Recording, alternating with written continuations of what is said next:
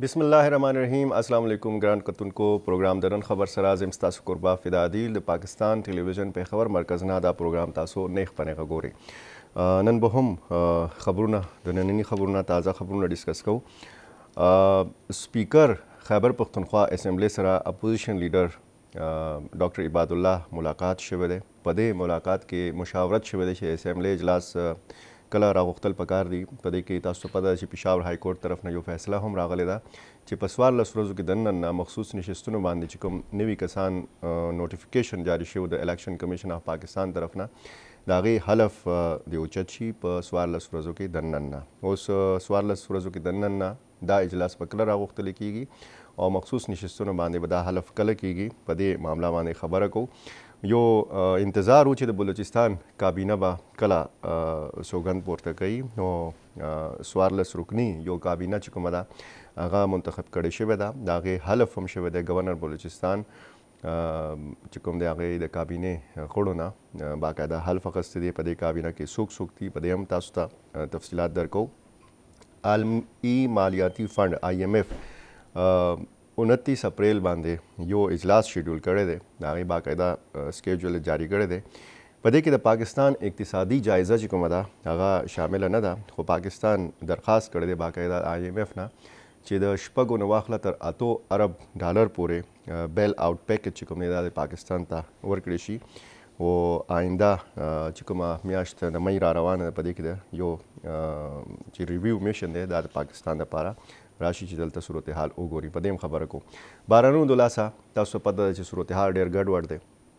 परुनो पूरे यो सिलसिला उचले दा द्वेमा सिलसिला यो द्रेमा सिलसिला रवाना दा द 25 ना तर 29 अप्रैल पूरे दा में मौसमियात हुई पदे की बम डेर ज़्यादा बारानू न की दे बारानू दुलासा डेर ज़्यादा नुकसान शवे दे तकरीबन 46 कसान चिकुम दियो सपोरे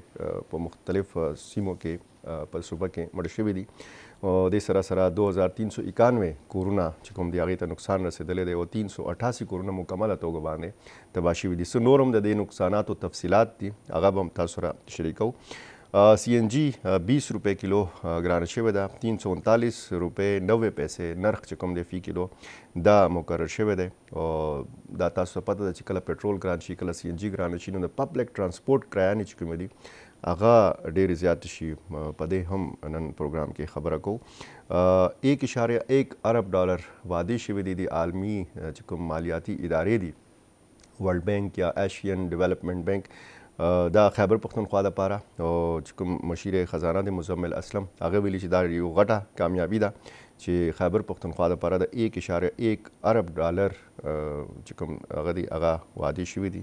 दा डोनर्स कॉन्फ्रेंस चिकुम दे दा गेम चेंजर हो और वफाक कमू तो पैसे न रहा कि ज़ाहिर खबर दा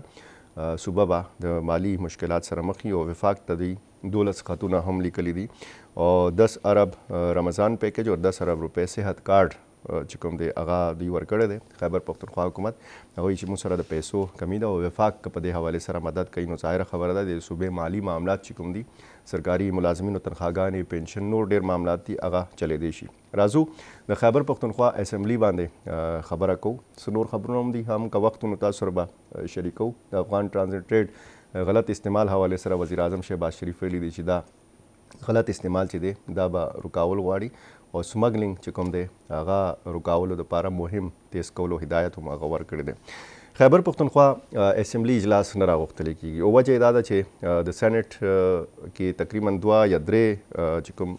अरकान दी आगा न महरूम पाती की सुन्नी इत्तेहाद कौंसल यानी हुकूमत चे दिवत तहरीक इंसाफ हूँ मैं हूँ कागज़ों के सुन्नी इत्तेहाद कौंसल दे नो दे दवा जनाब चिकला सेनेट इलेक्शन हो नो खैबर पख्तूनख्वा के दा टाकने चिकुम दा उजंडौल शुए द सेनेट इलेक्शन दलता मुलतवी शो दलता चिकुम सेनेटरान मुंतखब के दल आगा वस पूरे नदी मुंतखब शे वजह दावा ची यो इलेक्शन कमीशन मखसूस नशिस्तों मानदे बाकायदा नोटिफिकेशन जारी करो चे द अपोजिशन चिसुमरा मखसूस नशिस्तों दी नवी कसान चिकुम रागली दी नवी मेंबर्स चिकुम रागली दी दागे हलफ चिकुम दे आगे डेर ज़रूरी दे और दा हम पा आइन के बाकायदा लिखली दी कवायद ज़वाबित की लिखली जिकला हम रारवान इजलास हुई द खैबर पख्तूनख्वा असेंबली नुबिया द नवी कसान चिसुम रहमी दा बा हलफ उचतई چې دا حلف اوچت کړي نو ظاهره خبره ده دا به ووټ ورکولی شي. نو حکومت دا نه غوښتل چې د اپوزیشن دومره ډېر کسان دې راشي د دې تعداد د 52 پورې ورسي او بیا د سینټ الیکشن هغې نه پس وشي. نو ظاهره خبره ده په دې کې اپوزیشن ته فایده وه او حکومت ته پکې نقصان و. نو دې د وجې نه یو فرمان هم د گورنر حاجي غلام علي طرف نه جاري شوی چې د اسمبلی اجلاس ترې راوغوښتلی شي خو په هغې کې بیا څه قانوني څه آئیني نکات مخې ته راغلل او ویلې شوي دا و چې څو پورې چې صوبایي حکومت صوبایي کابینه اډوایس نه ورکړی نو گورنر هم داسې اجلاس نشي راغوښتی. سپیکر هم د حوالې سره د عدالت نه باقاعده هغه پېښور های کورټ ته تللی و هغه د پېښور های کورټ نه رایه اخیستې وه چې سپیکر په دې موجوده حالاتو کې په خپله اجلاس راغوښتی شي او که نشي راغوښتی. سپیکر وینا دا ده هغه موقف دا دی چې څو پورې چې صوبایي حکومت اډوایس نه جاری کړی بیا هغې نه پس د گورنر طرف نه آئیني او قانوني یو فرمان نه راغلی نو سپیکر په خپله حیثیت کې د صوبایي اسمبلی اجلاس نشي راغوښتی. همدا ټوله معامله وه. دا بیا د اپوزیشن چې کوم نو منتخب رکن د پاکستان پیپلز پارټي شازیه طهماسب خان هغه بیا لاړه پېښور های کورټ سره رجوع کړه دا کیس یې واچولو.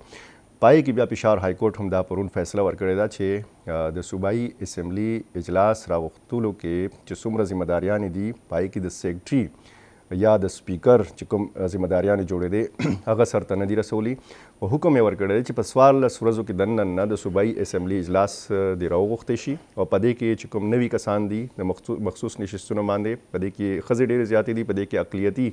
ممبران هم دي د هغې نه دی حلف اوچت شي. دې حوالې سره پرون یو مشاورتي اجلاس د وزیر اعلی خیبر پختونخوا علي امین خان ګنډاپور په مشرۍ کې هم شوی دی. پای کې سپیکر بابر سلیم سواتی هم شرکت کړی دی. نور د تحریک انصاف یا د سنی اتحاد کونسل چې نور منتخب غړي دي پارلیماني پارټي هغې هم پکې شرکت کړی دی او په دې ټولو معامله باندې غور خوض کړی دی چې آیا دا اجلاس به مونږ کله راغواړو او که نه راغواړو. همدې حوالې سره اپوزیشن لیډر ډاکټر عباد الله چې څنګه د عمرې نه واپس راغو نو هغه د سپیکر خیبر پختونخوا اسمبلی بابر سلیم سواتی سره ملاقات وشو. پای باندې لکه مشاورت وشو چې دلته حلف برداري به څنګه یي سینټ الیکشن چې کوم دی ځنډولی شوی دی هغه هم پکار دی. بیا دلته چې کوم سټینډینګ کمیټیانې دي د هغې تشکیل باره کې هم ظاهره خبره ده چې د حکومت همداسې سټینډینګ کمیټیانې نشي جوړولی څو پورې چې د اپوزیشن مشاورت پای کې شامل نه وي. نو اپوزیشن لیډر باندې ډېرې ذمهواریانې دي. نو همدې صورتحال باندې د ډسکشن دپاره سپیکر سره پرون د اپوزیشن لیډر ملاقات شوی دی. دا ډېر مهم ملاقات دی او دې نه اوس سیاسي مبصرین هم دا وایي چې کیدای شي دا مسله چې کومه ده دا حل شي. یو طرف ته قانون دی یو طرف ته د عدالت فیصله ده بل طرف ته علي امین خان ګنډاپور یو پریس کانفرنس کې واضحه توګه باندې ویلي چې زه نه غواړم چې دا حلف اوچت شي د اپوزیشن طرف نه په دا چې د هغه موقف دا و چې خلکو مینډیټ ورکړی دی تحریک انصاف ته یا سنی اتحاد کونسل ته نو دا څنګه کیدای شي چې د هغې مخصوص نشستونه دی اپوزیشن ته میلاو شي. خو دا یو قانوني نقطه وه. سنی اتحاد کونسل طرف نه چونکې ترجیحي لیست نو ورکړی شوی بیا الیکشن کمیشن دا فیصله کړې وه چې سنی اتحاد کونسل ته مخصوص نشستونه نشي میلاوی دی. نو بیا یو فارموله جوړه شوه بیا چې کوم بقایا سیټونه هغه تقسیم شو په اپوزیشن په سیاسي جماعتونو کې په دا چې ایوان نامکمله نشي پاتې کېدی. الکټرل کالج دی دلته نه انتخاب کیږي دلته همدې د وجې نه بیا سینټ الیکشن کمیشن آف پاکستان عمله چې کله د سینټ الیکشن په ورځ دلته راله او هغې لیسټ وکتنو پای کې د مخصوص نشستونو هغه چې کوم نوي کسانو هغه چونکې حلف یې نه اوچت کړی باقاعده هغه ممبران نه نو بیا هغه لیسټ چې کوم و هغه یې دې ته کله چې ورکړی شو نو بیا دوی د الیکشن د ملتوي کولو اعلان وکړو. ټول پاکستان کې الیکشن وشو. په بلوچستان کې دا صوبه د بلا مقابله د سینټ انتخاب شو خو په خیبر پختونخوا کې اوسه پورې د سینټ الیکشن نه ده شوی. دا یو غټه آئیني معامله ده د نه سیاسي معامله جوړه شوې ده. اوس ګورو دا چې د اپوزیشن او د حکومت دا معامله کم ځای ته رسي. په دې کې ظاهره خبره ده پېښور های کورټ به قانوني نکات ته ګوري.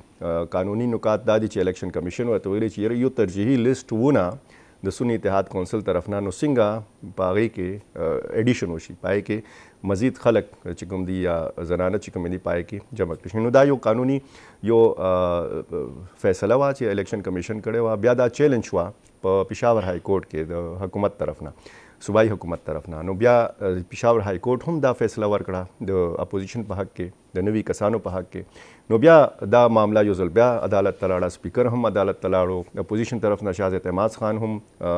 عدالت ته لاړه. اوس د اپوزیشن په حق کې دا فیصله شوې ده. 14 ورځې اوس ډېر اهمیت لري. هفته کې دننه صوبایي اسمبلی اجلاس کیږي، 10 ورځو پس کیږي. خو حکومت ویلی دي پېښور های کورټ ویلي چې 14 ورځو کې دننه تاسو دا حلف چې کوم دی اوچت کړي. اوس دا هم امکان شته چې د پېښور های کورټ دا فیصله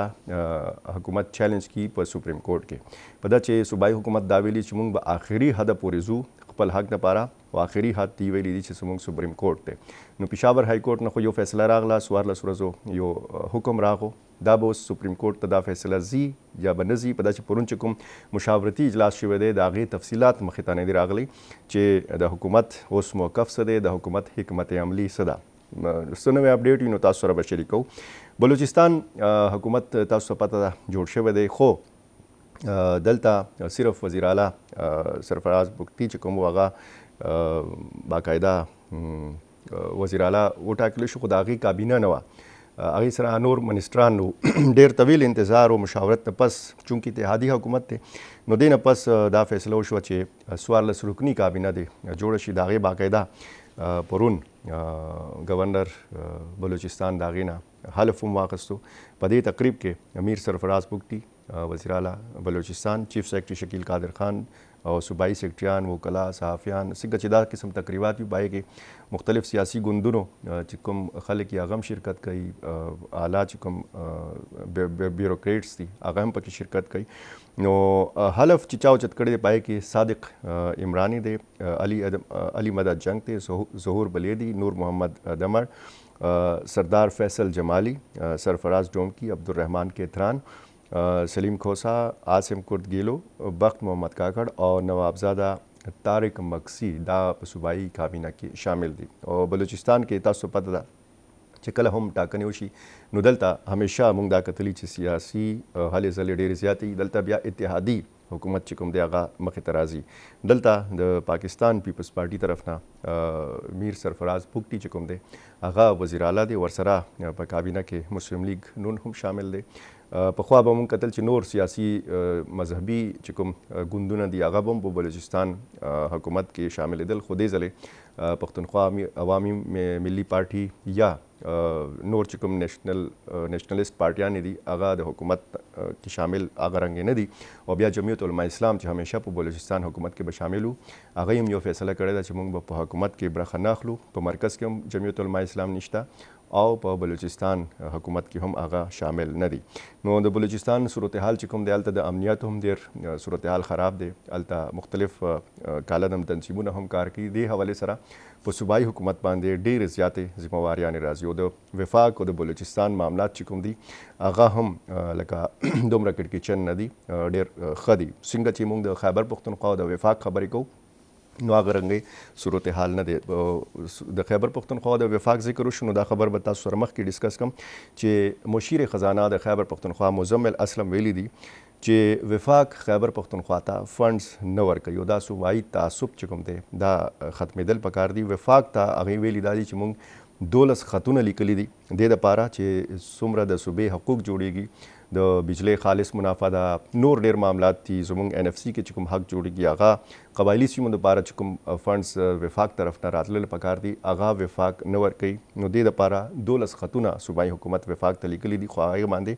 تر اوسه پورې عمل درآمد نه دی شوی. مزمل اسلم باقاعده تفصیلات هم څه ورکړي دي چې صوبې څومره زیاته پیسه په رمضان پیکج کې ولګېده. 10 ارب روپۍ یادوي چې په رمضان پیکج کې صوبې خرچ کړي دي او دې سره سره 10 ارب روپۍ جاري شوي دي د صحت کارډ لپاره. صحت کارډ تاسو ته پته ده چې 1 رمضان المبارک نه په خیبر پښتونخوا کې یو ځل بیا بحال شوی.